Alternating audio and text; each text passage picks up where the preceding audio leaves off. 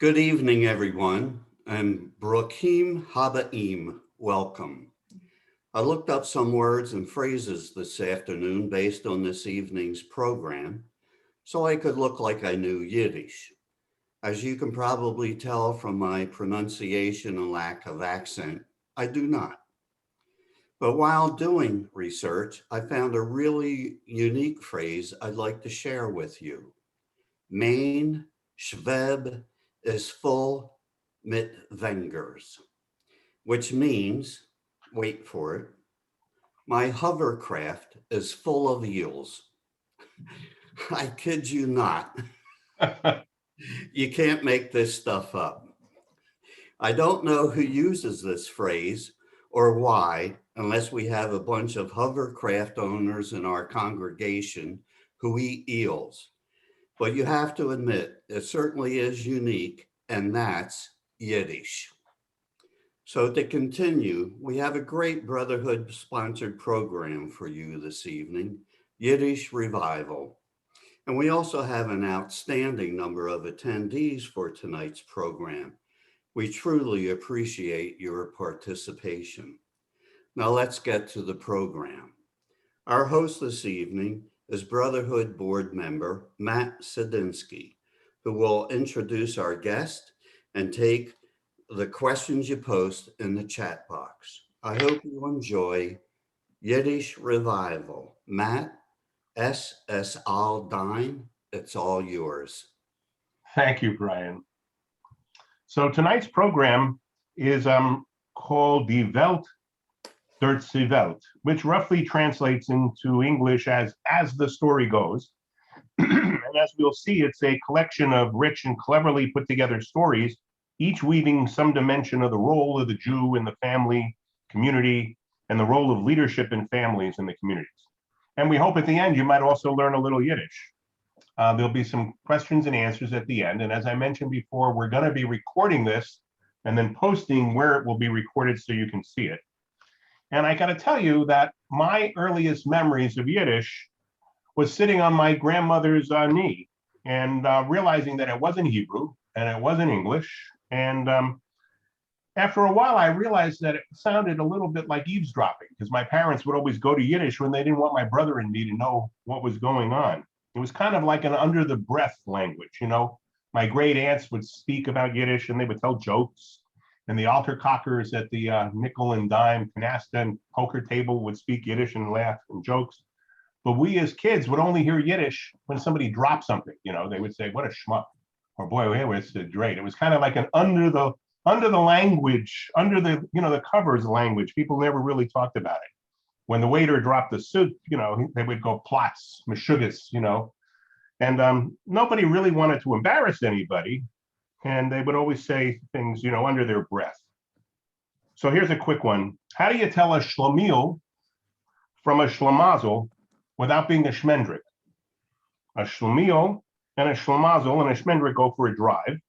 The shmendrik crashes the shlemazel's car, and then the shlemiel apologizes.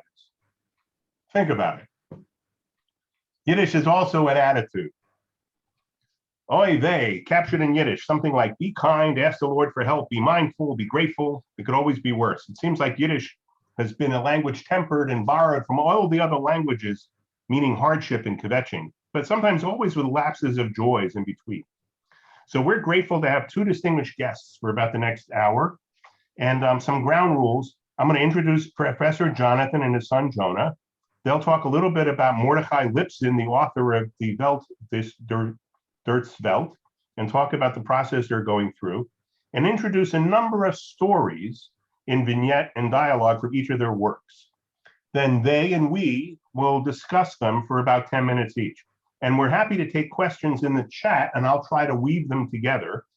And you don't have to hold your questions for the end. So as they're telling their story, if something comes to mind, put it in the chat, and then I and Howard and Brian will tweak it up, and I'll try to put it to the group.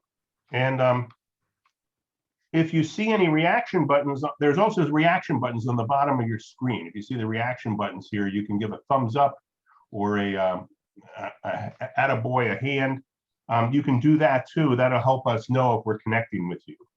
And again, this is going to be recorded. So thank everybody for joining us. Now let me introduce our speakers. Jonathan Boyarin is the Diane G. and Thomas A. Mann Professor of Jewish Studies at the Departments of Anthropology and Near Eastern Studies at Cornell. He's an American anthropologist and the author of Yeshiva Days, Learning on the Lower East Side. That's his most recent book. And if you look him up, you'll see he's the author of many other books. And Jonathan and his son, Jonah Boyaran, are now collaborating on this new project, translating this never published Yiddish work into English. This originally written by Mordechai Lipson in 23. We'll learn more about that. His son, Jonah Hirsch Sampson Boyarin, serves as the New York City Commissioner on Human Rights liaison to the Jewish community's liaison, and he's collaborating with his father in this project. He is a writer, an anti-racist educator, a Yiddish translator, and born and raised in New York. And the Jewish Week named him one of 2020's 36 under 36, and he always roots for the underdogs, except when it comes to the Yankees. So Jonah and Jonathan will be completing this new book, and it will be coming out in 2022 by Ben Yehuda Press. And that brings us to tonight's program. So at this point, let me turn it over to Jonathan and Jonah. Thanks, Matt. And I do want to underscore that chatting is vital to this program. We have some stories, but we really want to hear from you as well. And we're pleased to have everybody with us and to meet you and wish we were in Charlotte. So just a little bit at first to start off on my story about how I came to love Yiddish, and then Jonah's going to talk about his story because it's not quite the same. I did grow up in an English-speaking home like Matt and probably like most of you, but I grew up in a community where there were lots of immigrants like Matt's parents and also Holocaust survivors, and there was a lot of Yiddish around. And even though my parents weren't native Yiddish speakers, I learned important bits of Yiddish, especially from my mother. Words like Mirzushin. She wasn't particularly religious, but she'd throw that in, meaning we don't count on it if God wants it. Or Nisht is Nisht, which means, and if you don't want to do it, it's not so important. Or Knedlach. And if you've ever had Knedlach, you understand that that matzah balls just don't taste quite the same way. The community that we grew up in was a chicken farming community in New Jersey, which in some ways, I don't want to be too sentimental, but in some ways it was like an East European shtetl. And much as the shtetl was falling apart as a living community, as the classic Yiddish writers like Sholem Aleichem were documenting it, I saw that chicken farm community dissolving in the course of my childhood. And that produced in me a sense of loss and a desire to know the living world of East European Jews. When I graduated from college, I decided that that was what I was going to do. So I went and studied Yiddish in the summer program at YIVO, which is the East European Jewish Research Institute, transplanted from Vilna to New York City after World War II. And I was studying Yiddish so intensively that I had the feeling not like it was coming into my brain, but like it was coming out of my heart and my kishkas, to use another Yiddish word that seems to fit here. I got to use Yiddish when I was doing fieldwork as an anthropologist in Paris with elderly Polish Jews, when I was translating material from memorial books, Yiskebicher, for Polish Jewish communities written by the survivors and emigres, and other translations like the project that Jonah and I are talking about today. And as a cue for Jonah, I'll add that I get to speak Yiddish with my kid now, and I really love that. Thanks, Papa. Likewise, like my father, it's an honor to be here. Really appreciate the opportunity. I want to say hi to my mama who just chatted. That's Alyssa Sampson, and is a Yiddish scholar, and particularly a scholar of 20th century Jewish American Jewish immigrant history and organizations that I look up to very much. And I also want to give a shout out to my college roommate, Eli Sevcik-Timberg. He's joined us for this call, even though there's no bagel brunch right now. So that's how I know he really loves me. No locks, and he's still here. You know, my story is, of course, different than my father's of how I came to Yiddish, but it's also similar in some ways. Both my parents, Papa and Mama, grew up in English-speaking homes hearing Yiddish from immigrants. And because they made the choice in the 1980s to move to the Lower East Side, which was then had close to 1/3 vacancies, landlords were burning down their buildings for insurance money. There was a lot of white flight from the neighborhood. So my parents made a very unusual decision in that time to say, well, we'd like to be moving there. And they did it because they wanted to be close to the immigrant community that still existed in there at that time. Because of that choice, I also was raised in a largely, but not only English-speaking home, and raised around fluent native Yiddish speakers from the old country, most of whom, especially in the first shuls that I went to as a kid, were poor and working class, everyday Jews, maybe not deeply learned, but very deeply rooted in their Jewishness, arguing at Kiddush over Shlivovitz and Kogel or Potato Nick about who was worse, Hitler or Stalin, and singing traditional songs that were very evocative and have really shaped my love and depth of feeling for Jewish culture and traditional Jewish culture. As an adult, or a young adult in college, I felt like this is part of my heritage, but I can't actually do it. You know, this is me, but I can't do it. You know, and that was a frustrating feeling, and I didn't quite feel like myself. It's like it was like similar also to what my father said. I felt like Yiddish was inside of me from what I'd heard from my parents as a kid and from people at shul. But it didn't have a way out yet.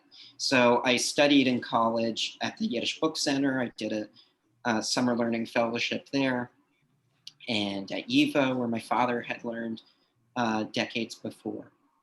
And I did enough so that I was able to hold a basic conversation in Yiddish, but not enough that I was able to feel comfortable in the language, not enough that I could even read quickly or comfortably. It was still a big slog. And for years I knocked off from it entirely because the feeling of opening a Yiddish book and taking 10 minutes to struggle through one page was too similar to the feeling of not being able to speak at all, and too evocative of the deep loss we've had as a people, that for 40 generations of our ancestors, they all spoke Yiddish. And before them, they likely spoke other Jewish vernacular languages, like Aramaic. So a couple thousand years of Jewish diasporic Jewish languages, and I was suddenly finding myself in the first or second generation to not be able to speak that. And that's an enormous loss. It's an enormous treasure we've inherited, and it was too painful for me to say I can't access it. It's still, my tongue still feels broken in this way. And so for 7 years, I didn't touch Yiddish really, with rare exceptions. And then after a time, after 7 years, I said, I miss it more than it pains me to not know it. I miss it, and I'm willing to go and humble myself and be a student again. And so I studied for a few more summers, and I'm now completing my second time around, this time with my father, participating in the Yiddish Book Center's Yiddish Translators Fellowship. So I'm going to talk a little bit about this project that we're doing. So how do we stumble across it?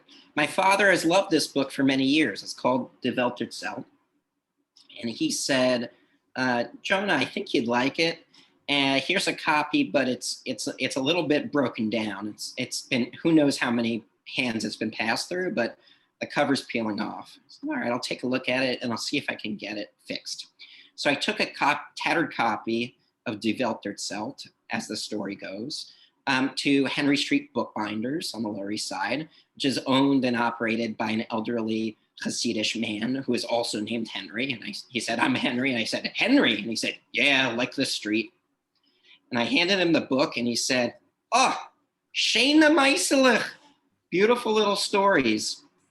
He said, this one, you don't need to pay to repair. You can find another copy anywhere, easy.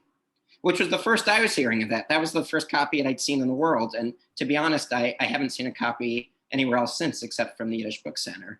But he would know, in the Hasidic world, it's still a popular text.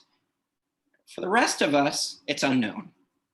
So my father and I, again, under with the generous support of the Yiddish Book Center's Translation Fellowship, are translating, have already completed the translation of a great number of the little stories in this collection, and are with the idea of making them accessible to a wider English-speaking audience, including you.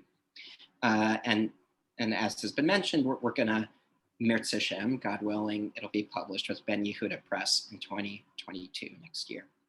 So a little bit more about the book. This book includes 2 volumes, which were published in the 1920s. It's a collection of sharp, insightful anecdotes and sayings, primarily about rabbis from 19th and early 20th century Eastern Europe. The author was born in Bialystok in 1885, died in Tel Aviv in 1958. He attended the Radiner Yeshiva, a traditional yeshiva, as a teenager, before going on to become a collector, writer, and Yiddish and Hebrew translator of secular and religious folklore, living both in the United States and Israel. And it seems that he collected these stories on his own from both oral and written sources, and then solicited further material for a second volume. People presumably wrote in with letters saying, oh, here's a great story I've heard, or do you have this one yet? So these are the kinds of stories that would have been told in a traditional house of learning, or in a synagogue, or on a holiday yontif around a long table, a long feast. This is kind of stories that would be affectionately shared, and that he was the first, as far as we know, to write down.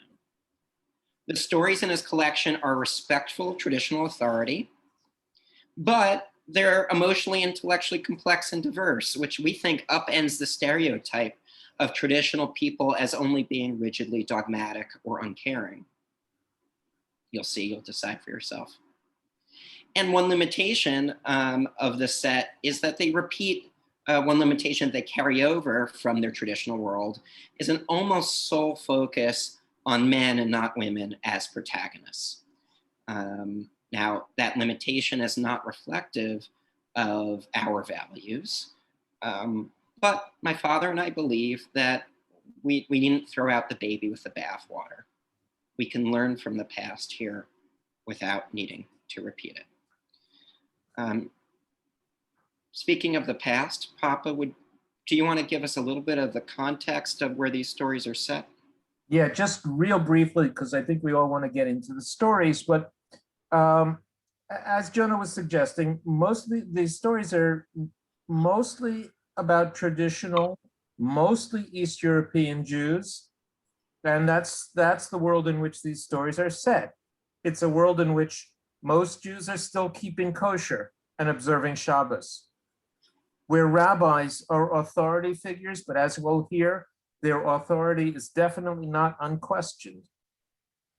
It's a world where modernization is threatening and producing rapid change. And it is part of the larger world of its times. And a few of the stories, although I don't think ones we'll be presenting tonight, take place in big cities like Warsaw, London, and even New York and Cleveland. But the first set of 3 or 4 stories that we want to read seems to take place in an altogether traditional world. And these are, you guessed it, stories about fathers and sons. Yeah, like Jonathan and Jonah. So here's a story of a famous Hasidic Rebbe who did not want to listen to his son. Reb Chaim Sanzer, excuse me, it's perfect, once caught a cold with a bad cough. Actually, he had allergies. He was told to drink tea for his cough. During the 3rd meal of that Shabbos, he was lost in religious fervor and extended the Shabbos until sometime after nightfall. His son, Reb Baruch, who was watching his father's health, ordered tea to be served. Reb Chaim was caught up in a state of religious ecstasy, far from the world of material concerns, and didn't touch his tea. Reb Baruch reminded him a couple of times, but Reb Chaim paid no notice. Eventually, Reb Chaim became annoyed. "What do you want from me?" he said to Reb Baruch. "Up here in the spiritual realm, no one drinks tea." Yes, Tata, smiled Reb Baruch, but in the spiritual realm, no one coughs either. I was right on cue, Papa. It's good. Jewish We scholarship, should have had a theme of coughing for these stories. Of That course. would have been rabbis who cough. Jewish scholarship tends to run in families. And sometimes it can be hard for the child of a simple artisan to break into the elite. As a corrective to that, this next story, and you'll see they tend to be pretty quick. This story reminds us that sometimes it's better for a scholar's reputation to be due to nothing but his own merit. The famous scholar Rabbi Yerucham Leib of Minsk was the son of a simple tailor. Once he was sitting with 2 other rabbis, both of whom stemmed from illustrious rabbinic families. They wanted to tease him, so they began to relate some of their father's teachings. One boasted, "My father, of blessed memory, asked such and such important question and provided such and such brilliant resolution." The other puffed himself up and said, "Well, my father of blessed memory said so-and-so." "And my father, the tailor of blessed memory," responded Reb Yerucham Leib, "said that worn out hand-me-downs like that are worthless, and there's nothing like working with new cloth." And with that, Reb Yerucham Leib began to expound an insightful discourse of his very own. Many stories, and as the story goes, are about the tension between a rabbi's responsibilities to his community on the one hand and his responsibilities to his own family on the other. These tensions were real, and no doubt most rabbis most of the time tried to balance them or favored their own families. But some dramatic stories show the extent to which a certain rabbi might go to take care of his congregants first. And with this, we return to Reb Chaim Sanzer and his son, Reb Baruch. Once, Reb Chaim's son, Reb Baruch, came to his father and complained that he was about to marry off his daughter, but didn't have any money for the wedding. "I don't have any money now," said Reb Chaim. Some days later, a few of Reb Chaim's wealthy Hasidim came to see him. And before they departed, they gave him generous donations. That's how the Hasidic Rebbe's worked. When the rich men had left, Reb Chaim called a certain poor Chassid of his who had 2 unmarried daughters. Reb Chaim gave that Chassid all the money, saying, "Here, now you have enough to marry them off." Sometime later, Reb Baruch went to see his father. Reb Chaim told him, I'm sorry, I've given away the money." "How could you do that, father?" Reb Baruch protested. "Do I mean less to you than a stranger? I have to marry off a daughter too." "You answered Reb Chaim, have other options. Anyone would give you money for your daughter's wedding. After all, you're the son of a Rebbe. But who would give money to that poor man? So it's all about class. It's a lot about class. Isn't it? Yes, yes. Yeah, there was intense poverty in that world, and so when there's intense poverty, issues of money are very explicitly forefront. Now, we told Matt we'd tell 3 stories at a time before pausing for audience reactions. But as he knows, we couldn't resist slipping in this 4th story first, about a rabbi who couldn't bring himself to lie to a proud father, but he didn't want to insult the father either. Once a simple Jew, a complete ignoramus, came to see Rabbi Yoshe Ber with his small child and said, "Rabbi, my boy is learning Chumash, the 5 books of Moses, already at his young age. I want you to quiz him." Everyone present was mystified at the nerve of the simple Jew. He couldn't find anyone else to test his little 5 books of Moses learning boy other than the leading scholar of the generation. But Rabbi Yoshe Ber was good-natured, so he indulged, and he asked the boy a few questions and then said to the father, "I only wish that what one could say of your child, one will one day be able to say of my children as well." And the Jew went away glowing with pride. Rebbe, they asked him, what did you see in the child that made you wish it could also be said of your own children? "Simple," answered Rabbi Yoshe Ber. "I wish that people will say of my children that they too know more than their father." So I want to add a footnote that Rabbi Yoshe Ber Soloveitchik, whom we refer to here, is the great-grandfather of Rabbi Joseph Dov Soloveitchik, of blessed memory, from Yeshiva University. So that is definitely a father to son to grandson to great-grandson family. So Matt, that's the first set. And Yeah, it's kind of interesting. I hear you talk about a father's love for their son and a son's revering their father. Reminded me of an early childhood memory I had. I don't know, it was probably before my bar mitzvah, maybe a year or 2 before, when I was getting not suited for my bar mitzvah suit, but just going out with my father to a tailor. And he didn't take me to the Men's Warehouse or something. He took me to a Jewish tailor, a Yiddish tailor.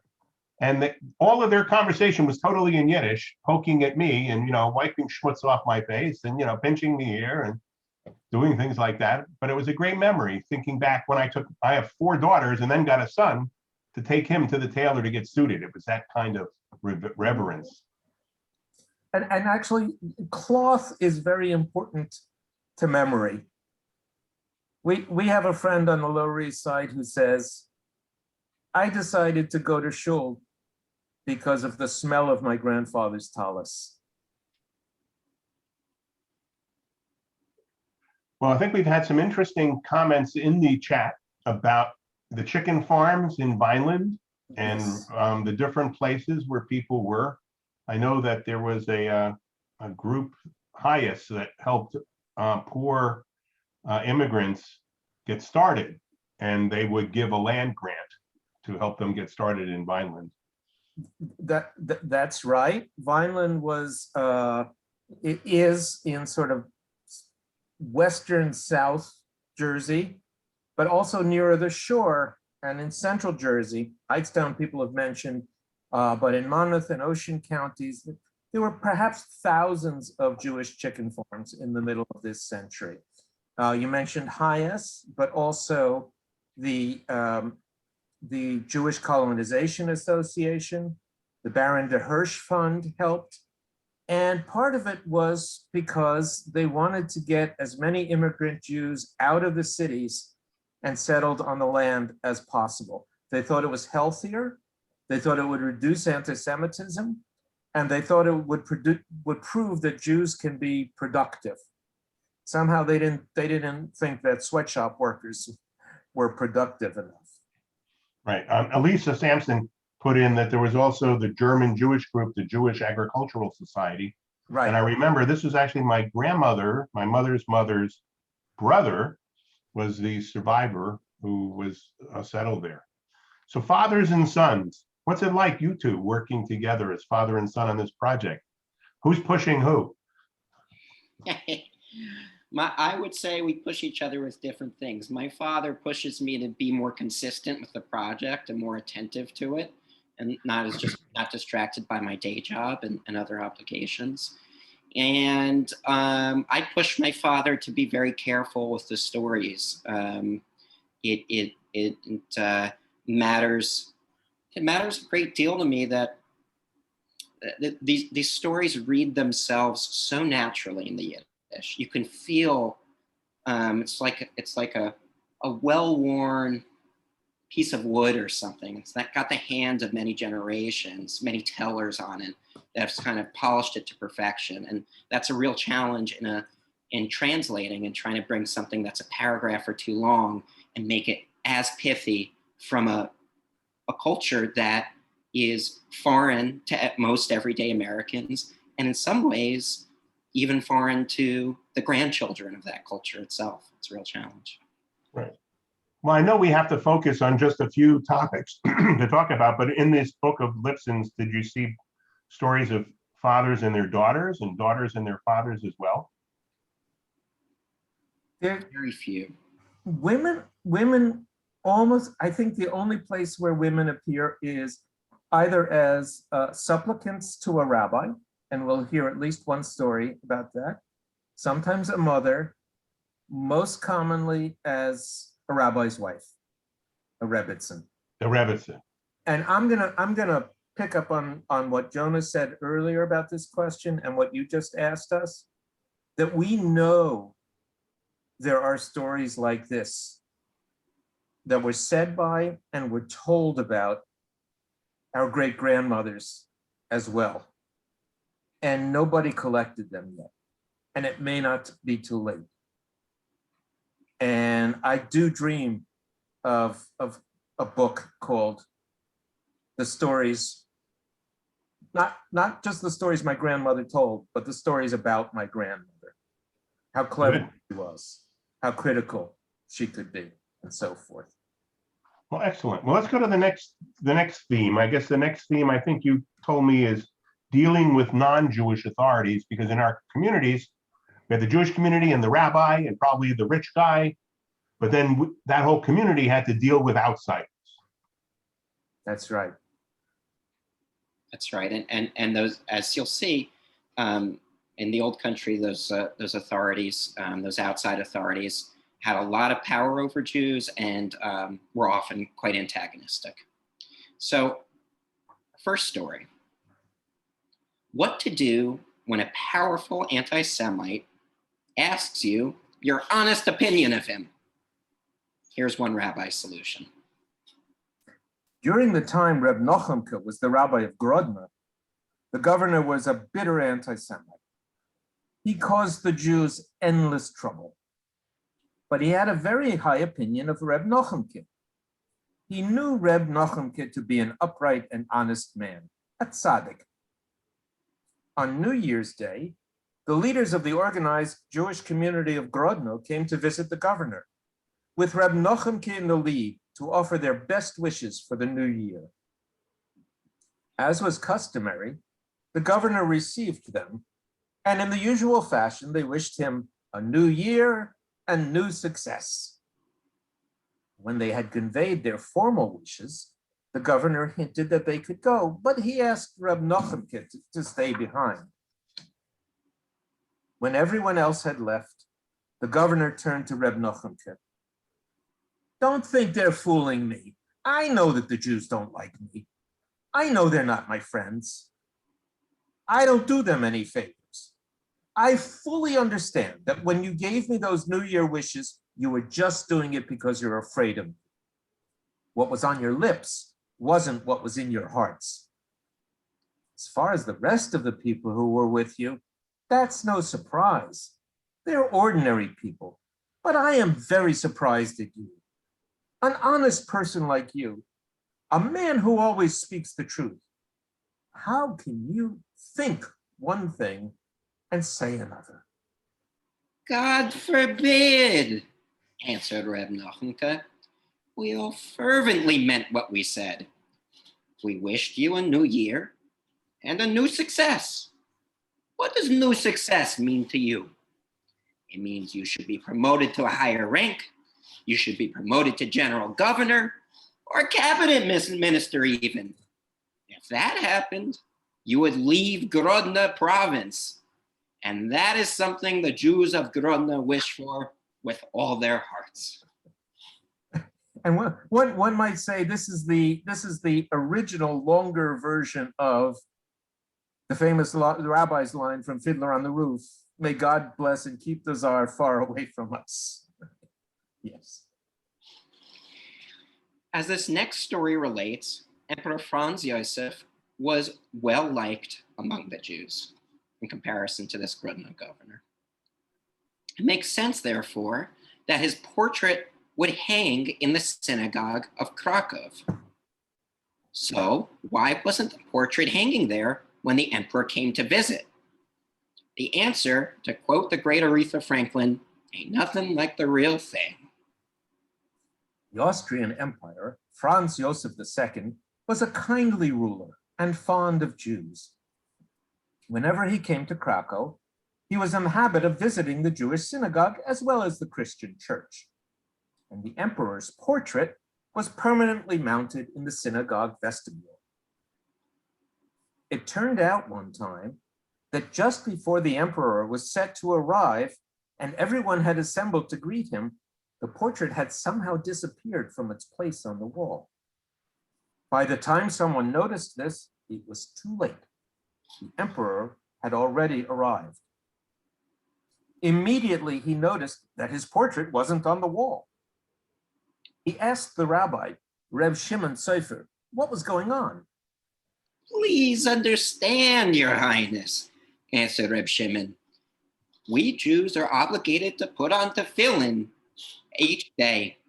They're a visual symbol of our Jewishness. On the Sabbath, we do not wear tefillin. Indeed, we're not even allowed to touch them because the Sabbath itself is so great and holy that we are not allowed to have anything to do with lesser symbols. It's the same thing with your portrait, Your Highness. When you aren't with us, we have to make do. We have your portrait to remind us of you. But when we have the honor of seeing you in person, we must not display your portrait, which is merely a likeness of you and is so much less than your actual presence. And this next story poses the question, what if the rabbi has no choice but to obey the authorities, even when doing so would violate Jewish law as he understands it? Here's how one old-time Orthodox rabbi dealt with the problem. Rabbi Yankov Tzvi Mecklenburg, the rabbi of Königsberg, refused to perform any wedding when he knew in advance that the ceremony would not be carried out according to traditional Jewish law. Once a rich Königsberg resident who was not an observant Jew married off his daughter. But Rabbi Yankov Tzvi refused to perform the wedding. But the rich man was also well connected. He got in touch with the Gentile authorities and got them to order the rabbi to perform the wedding. What could Rabbi Yankov Tzvi do? He went.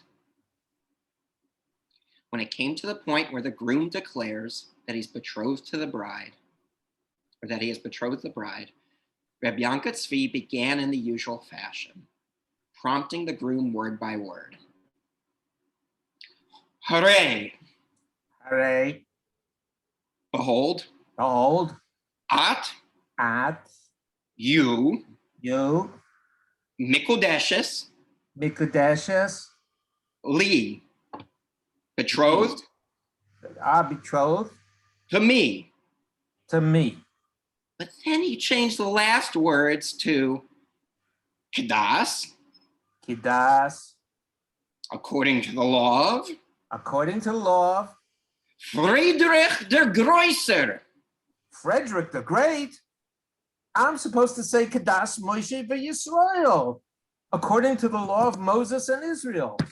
No, said Rabbi Yanketzvi, this wedding is not according to the laws of Moses and Israel, but I have to obey the government. So that's what we got for that theme. Got it. Got it. Well, it's the whole notion of wanting the rabbi to be the diplomatic member of the community, to not be totally embarrassed, and to keep us safe, and to keep us and say what they say almost in undertones. In fact, I think there's a whole Yiddish piece to this too, because there's so much meaning. You may speak in this language, but under his breath in Yiddish, he will say something that to placate and let everybody know. Right. And I'll add to that, one of the richnesses of Yiddish, there's nothing mysterious about this. It's due to the fact that Yiddish draws on all of the connections that Jews make and have made. If somebody knows German, you can speak German, Yiddish in a way that will be perfectly understandable. If you don't want them to understand, you can speak Yiddish in a way that will make it perfectly incomprehensible to them.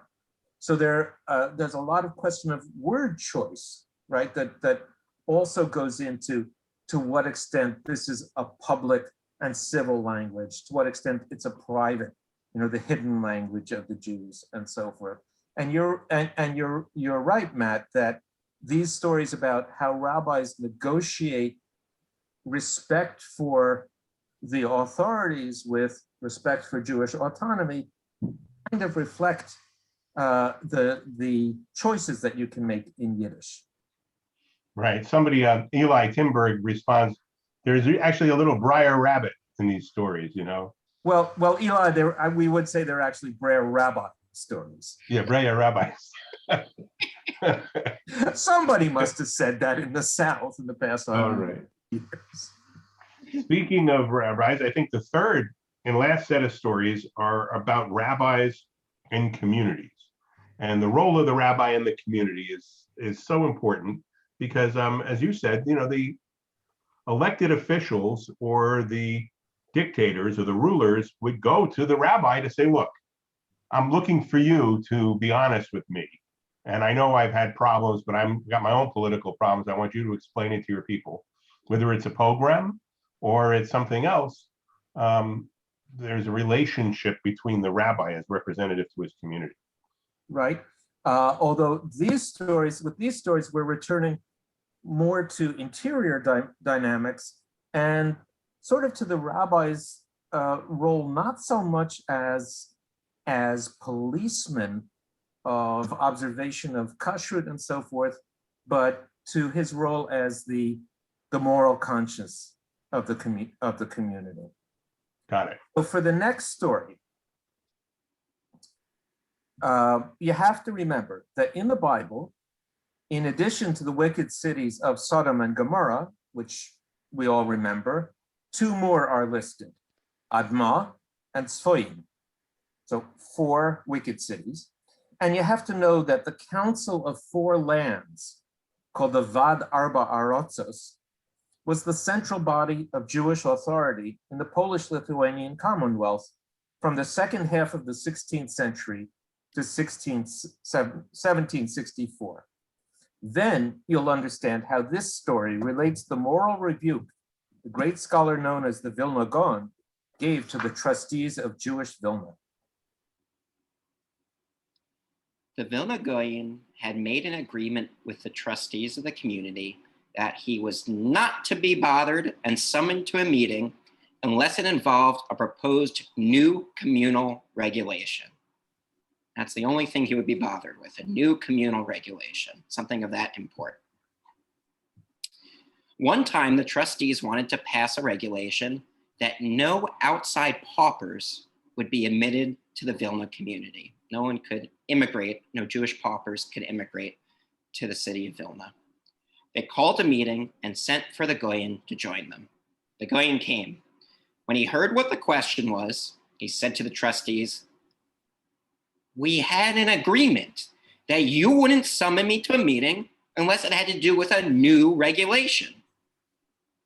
Yes, Rabbi, they responded. This is a new regulation that we're proposing. "No," said the Goyen. "It's an old regulation established long ago by the Council of Four Lands."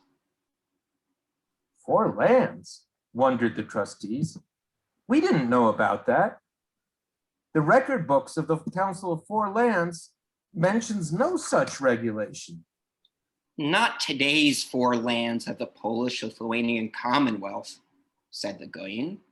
"The ones from long ago, Sodom, Gomorrah, Admah, and Soyim, which God overthrew in his anger and his wrath," he quoted from the Bible. They were overthrown because they too had a regulation forbidding the admission of any paupers. Now here's a story about a Hasidic master. That last one was about a Misnagdic or Lithuanian opponent of the Hasidim. Still a story about moral concern. And here's a story about a Hasidic master whose sympathy for a poor widow trumped any concerns about her own questionable morality. Reb Yitzchak Vurker was once approached by a widow who had a claim against 2 merchants who had owed money to her husband. Reb Yitzchak ruled that the merchants must pay the widow, but since they weren't very wealthy themselves, they could pay it out in installments. When the widow went away, the merchant said to the rabbi, "Rebbe, you believe that brazen woman? She had a baby just 6 months ago, and her husband's been dead for 3 years." "Really?" Reb Yitzchak responded with a start. "That's her situation? So then you should go pay her the full amount right away." And here's another story about a poor shtetl mother presenting a difficult legal question to the rabbi. A woman came to Reb Sheila Kutner with a question about a chicken. When she was koshering it, she couldn't find its gallbladder. Now, a chicken missing a gallbladder is not kosher. No gallbladder, not kosher, unless you can detect a trace of its bitterness. Then that's good enough to sign that there was a gallbladder and it would be kosher. So Reb Sheila did the test. He licked the liver of the chicken, and it wasn't bitter. Doesn't look kosher. He gave it to the judges, who also licked it and didn't sense any bitterness. Doesn't look kosher. Then he said to the woman, "You try licking it." The woman licked the liver. "Is it bitter?" Reb Sheila asked her. "Oy, my dear Rebinke," the woman sighed. "It's bitter as death. I'm a widow with little orphans. My older boy studies well, but he's gotten sick. So the doctor told me to cook him a chicken soup. I saved the last of my money and bought a chicken. And my luck, it looks like the chicken isn't kosher. Oh, is it bitter, Rebinke?" "If it's that bitter," ruled Reb Sheila, "then it's kosher." You got it. Good. Good. They got it, Jonah. I could say. Now, Reb Sheila showed his sympathy for this poor woman with his ruling about the chicken. But after all, what is the basis of a rabbi's authority, other than the fact that the community agrees to follow him? Reb Yoshe Ber Soloveitchik, whom we've already heard from, knew that that was the case. Reb Yoshe Ber had a saying: "There are 2 categories of people in the world who don't know their own strength: the local constable and, lahavdil, no comparison, of course, the local rabbi. The town constable is like an emperor. He can do whatever he wants, issue decrees, impose punishments, put people in prison. What can't he do? Nevertheless, he's a simple Gentile, and he hangs around with the peasants in the tavern after work. The rabbi, on the other hand, rules his own domain. He answers questions about Jewish law, declares food kosher and not kosher, declares this one's claim valid and this one's claim invalid, prohibits, imposes fines. And it never occurs to the rabbi to ask, what power does he really have? What would he do if people didn't listen to him? Now, you've probably heard the old joke about the man who eats a ham sandwich, notices that he was being followed by the rabbi and says, "It's okay, it was all under rabbinical supervision." That's not the one we're telling you. But to wrap up our storytelling tonight, here's a cute variation on that old standard. A good number of Jews in the city of Lemberg used to sneak into a certain Gentile-owned restaurant to enjoy a non-kosher meal there. Eventually, the woman who ran the restaurant came to the rabbi, Rabbi Yankele Ornstein, complaining that Jews would come in, eat, run up big bills, and never pay up. "Here's my advice," said Rabbi Yankele. "The first Jew that comes in tomorrow, give him one big bill covering everything all those other Jews already owe you. And if he doesn't want to pay it, tell him he has to appear before the rabbi." The next day, a Jew came into the restaurant, sat himself down, and ordered a lavish meal. After he ate, the owner gave him a bill that made him nearly faint. "What?" he protested. "How could one meal cost that much?" "That's what all your brother Jews who eat here owe me." "Why should I have to pay for all the other Jews?" he argued. "Let's go see the rabbi about this," she responded. As soon as he heard this, he pulled out his wallet, paid, and disappeared. The woman went right back to the rabbi and thanked him for his advice. And that's our full set. And we'd love to hear from you all about, questions, comments, reactions, moments you noticed, moments you loved, moments that bothered you. Love to hear your thoughts about it. Well, thank you, Jonah, and thank you, Jonathan. I mean, I think that this is interesting to see what a collection of stories, and again, from the 1920s, talking about stories that took place in the 1800s, right? And the authority of the rabbi is something that is always kind of interesting and suspect, because we know growing up, there was an awe. I remember when the rabbi would make the rounds and come to people's houses to have dinner on a Shabbat. Everybody my mom would go apoplectic to clean to the 9th degree, just to make sure the rabbi's coming and don't say anything awkward and don't embarrass everything. I don't know why. It had clean underwear. You have to be, it was very important. And it probably made the rabbi feel very uncomfortable if everybody's being really stiff and like they're walking on eggshells around. But the role of the rabbi in the community was very important, of course, for the Jews to help negotiate their position in different communities. What have you learned about this translation, doing this translation stuff? Is it still relevant, or you sometimes find that you're reaching for relevance? I'm going to answer first, and I'm sure Jonah has thoughts about that because his work is very much involved in current politics and social justice issues. One of the things that attracts me so strongly to this material is that most other sources that we have about these people either present them as pure saints in a certain mold. I mean, I don't know if any of you have seen any of the Art Scroll publications, like the Art Scroll prayer book. That's an Orthodox publishing house, and they have a whole series they call the Art Scroll History Series. And they're books about famous rabbis. And in English, the term is hagiography, and that comes from Christian studies, and it means saint studies. Everything gets sanitized, and it goes into a formula. Another source is Maskilic literature, which was anti-rabbinic. And we love the fact that these stories present the rabbis, they're not all about rabbis, as real people with values, people who struggled, but not saints.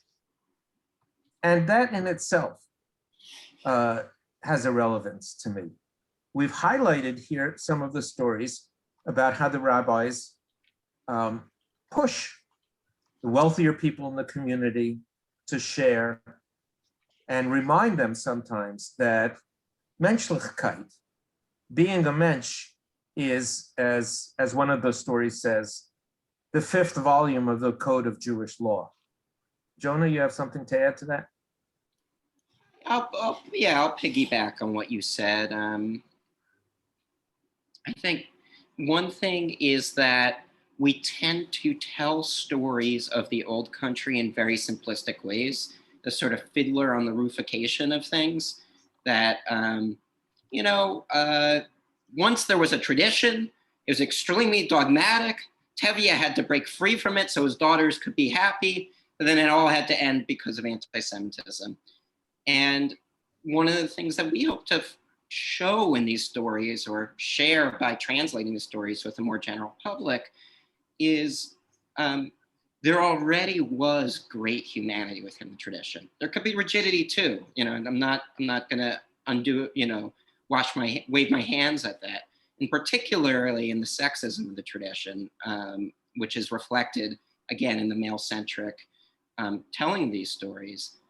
There also is enormous creativity, as Eli said, the sort of Brer Rabbit quality. When you're when you're the underdog, sometimes the only thing that's going to pull you out and save your people and keep your integrity is by being very clever and creative. When you're bitterly poor, then as a rabbi, you're faced with the decision of the widow who has a non-kosher chicken, but the bitterness of her poverty and her son's illness. And a human decision had to be made there. And it was a valued decision. That's why the story comes down to us, right? It was told by many mouths before Lipson himself wrote it down, because people said, there's something admirable in that. So that's from that world too. And the last thing I'll say about this is, because my day job doing human rights work and liaising to Jewish communities in New York City means that I interact a lot with traditionalist Orthodox communities, many of whom still speak Yiddish, many of whom still tell these stories or versions of them as oral stories at the dinner table or in the learning house in the Beis Medrash. I want to say too, those people are human too. And our stories of even contemporary Orthodox people tends, intentionally or not, we tend to portray them as dogmatic, zealous, extremists, faceless masses. And the fact of it, I can tell you from my own interactions, is there's enormous individual and intellectual diversity within that world. There's enormous humanity within that world. There are problems as well, but that's something that we can also say of my own circles. And one of my hopes in sharing these stories about traditionalist Jews who were very human is to also humanize traditionalist Jews today and other traditionalist people as saying, they're human beings making human decisions as well, that might elicit a little more respect and compassion from us than they often receive. Yeah, it seems to me that throughout the ages, there are complexities, right? We are human beings, we live in a material world, but we like to think there's a spiritual component that makes the community work together, and we look to our leaders to help us. And sometimes, despite thinking there's a right answer, actually telling a good story is the best way to get through it. Eli Timberg has a question he'd like to ask you, Jonah. Yeah. Well, these stories, I came on here just to see your beautiful face, but these stories hit me in a sort of a deep place. It's like there's something about them that goes into something from my past, my childhood. I'm having a kid in August, and these seem like great stories for children in a way, to sort of like introduce them to Jewish morality, not simple Gentile morality, but like Jewish morality. And I wonder if I'm crazy here, or is this like something? Are these great stories for kids? As you could tell, Eli is our plant in the audience. Thank you. Jonah's best friend from college. That means he has to join the Brotherhood. I absolutely agree with that. I'm happy to hold him publicly accountable. Yeah, that's really kind of you, Eli. I am touched to hear it. I'm really touched to hear that. It means a lot to me that they meant something to you. I don't always honestly know. I think it's sometimes my father and I are like, darn it, we love these stories, but are other people going to appreciate them? And what are we going to be able to faithfully transmit in our translation? And so that feels good. And yeah, I'm a former principal of a Hebrew school, teacher for a number of years. And I have thought as well that, yeah, this would be great material for people to read in Hebrew schools. It's as a break from learning the alphabet and just thinking about this world as learning morality, interesting, fun stories, and also just learning some of the texture of this culture that many of us are descended from. Hey, Brenda Gale. Brenda, you answer asked a question. I'm sorry, Brenda Gale asked a question. Go ahead. Brenda, do you want to unmute yourself and ask it directly? I have always felt very Jewish. And I am wondering, is it in our genes that we feel this way? I guess I can't explain it, but I'm very proud to be a Jew, and I love Jewish music. And did you hear Yiddish when you were growing up? My mother spoke to my father, so I shouldn't understand. Exactly. And to my children, I would say Schlafgesund or Shena Megel, or, just here and there, but I don't really. I would love if we would have like a Jewish class or something, because I would, my mother always sang Jewish songs to me.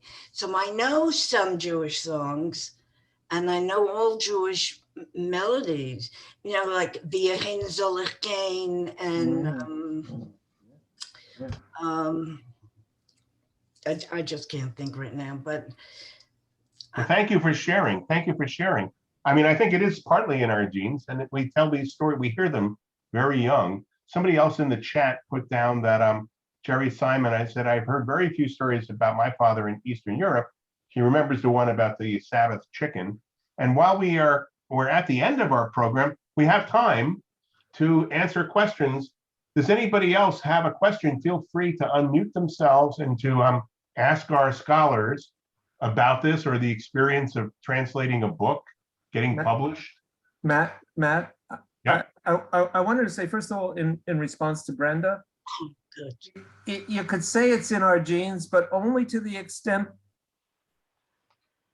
an inheritance that we don't pick up as our own and make our own dies. It's not really an inheritance unless we take responsibility for it. Now, I do know, at least up until about 10, 12 years ago, there was a fairly lively Charlotte Yiddish group. Yeah, no. Not anymore? Not anymore. We met some, so you got to get it started again. That's all.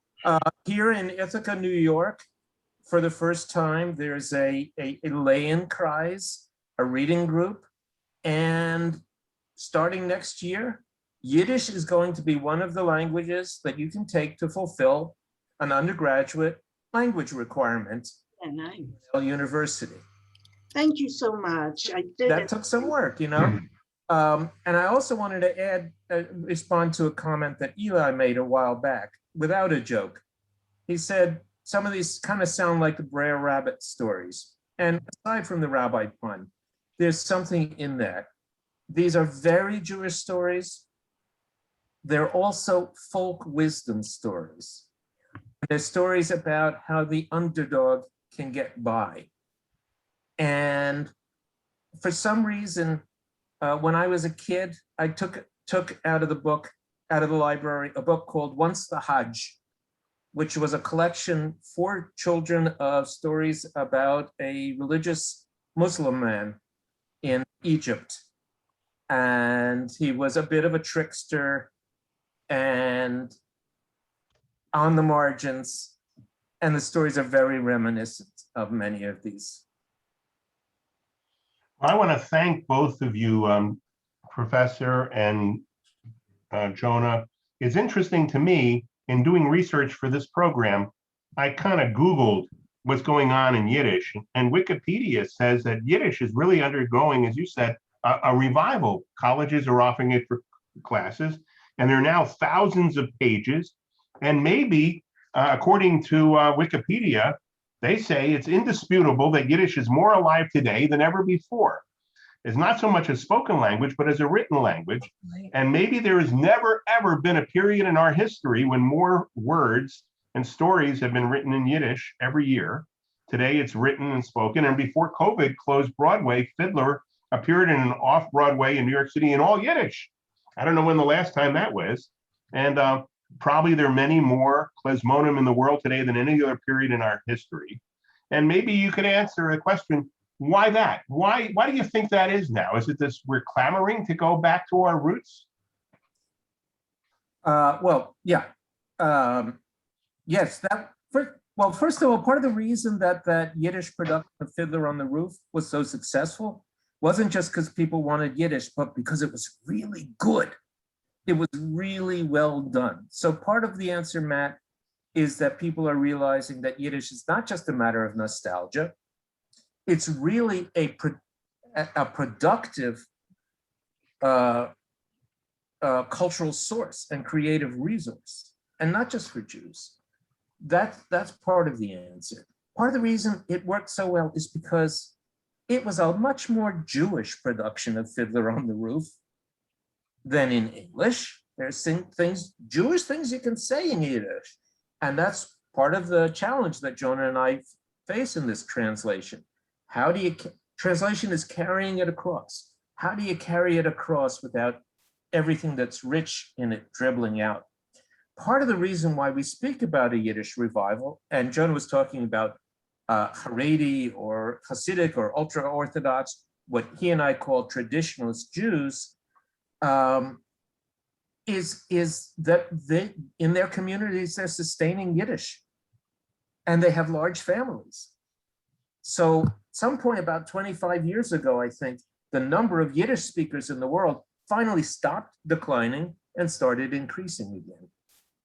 And Yiddish really is a language of grabbing other languages. I mean, there's Yiddish words that come in Turkish, Yiddish words that started in Greek, Yiddish words that started in the French and the German. So Yiddish, I mean, I think I heard the newest Yiddish word has to do with our current state in COVID. When you get tired of Zoom meetings after Zoom meetings, I heard ich bin, Zoom klept, I'm so fed up to hear with Zoom meetings. Can I just say something? If you listen, almost every TV movie has a Jewish word in it. There you go. But I have to tell you that I once taught my ex-husband in business to say "tuchus auf den Tisch," and he loved to use it when he wanted to tell somebody he was doing business with. Just tell it like it is. "Tuchus auf den Tisch," and he used it a lot. Let's get down to brass tacks. Right. I have a question. It's Milt. Yes, Milt. Do you guys have any relationship with Aaron Lansky and the book that he did about outwitting history, where he saved many Jewish books? Well, yes, absolutely. Just to loop back to the beginning, Jonah tried to make it clear that we are very grateful to the Yiddish Book Center, which is the institution that Aaron started for a translation fellowship, which really helped crystallize our work on this project. And way back, and I can say that way back in the summer of 1977, Aaron Lansky and I started studying Yiddish at the same time in the same class. Wow. Wow. Amazing. Now, he's no relation to Meyer Lansky, right? Who knows? I'm not sure he'd boast about it. I think the last thing that I'll say is resources for anyone who's interested in learning more Yiddish language or engaging more with Yiddish culture in English, or singing Yiddish songs or listening to klezmer. I put them in the chat. I'm going to copy it in again right now. Yiddish New York is a festival that happens every year right around Christmas, and it's a week long, and most of it's conducted in English, and a lot of it all of it was on Zoom last year. I think a lot of it is still going to be on Zoom this coming year. If you want to take a class on singing Yiddish traditional songs, or you want to take a class on Jewish traditional cuisine, or you want to take a class just listening to some of the world's best klezmer musicians, I plug it. I help run the social justice track there. So I encourage that. And the second thing is Duolingo, which is, I think, the world's most popular online learning application, just released a Yiddish version. I believe CT commented that CT's learning Yiddish through Duolingo right now. I don't know if you want to say anything about that, but I found that inspiring to hear. And I just wanted to say to Brenda, look, I can see you're a doer. If you decide that you want to start a Yiddish club at your synagogue, I know someone who teaches Yiddish and Yiddish reading circles at synagogues, and who would be a great fit. So, you decide if that's something that you want, reach out to me and I'll introduce you all. Thank you so much. You're welcome. Did you just say you all? You all? Well, you have to understand, my mother who's from Bensonhurst, taught me to say "yous guys" growing up, but then I was roommates with Eli, who grew up in Blacksburg and Charlotte, and so he rubbed off on me. There you go. Well, I want to thank everybody for coming. I'm going to mention again that the event will be put into the this recorded will be posted in the Temple Bethel area. Natalie also posted it there. And Eli, seriously, if you want to join the Brotherhood, we are in a membership campaign drive. And if anybody on this call sees people who should be a member of Brotherhood, please encourage them to join. We're working on our summer calendar. And as we're coming out of this COVID epidemic, and there's got to be Yiddish words for this, we hope to get back together as soon as we can do it safely. And so watch our calendar, because we're planning some things for June and for August, and when it makes sense to get together. I want to thank you, Professor Jonathan and Jonah, for sharing your wisdom, and Natalie and Bishop and Howard and the team at the Brotherhood Board for helping us to make this a very interesting night. I put out a challenge to you. I noticed I got my cataracts done, and I keep seeing schmutz everywhere. And I'm reminded that chutzpah really means to do the New York Times crossword puzzle in a pen. Examine how many times you use Yiddish words in your daily life, and help us bring the language back. Thank you. Does anybody have any pressing questions? I want to thank you all for coming and helping to make this program a success tonight. Thank you so much. Thank you. Thank you. Thank Thank you. you. That's great. Thank you, guys. Good night. Hope to you. meet everybody in person someday. Thank you.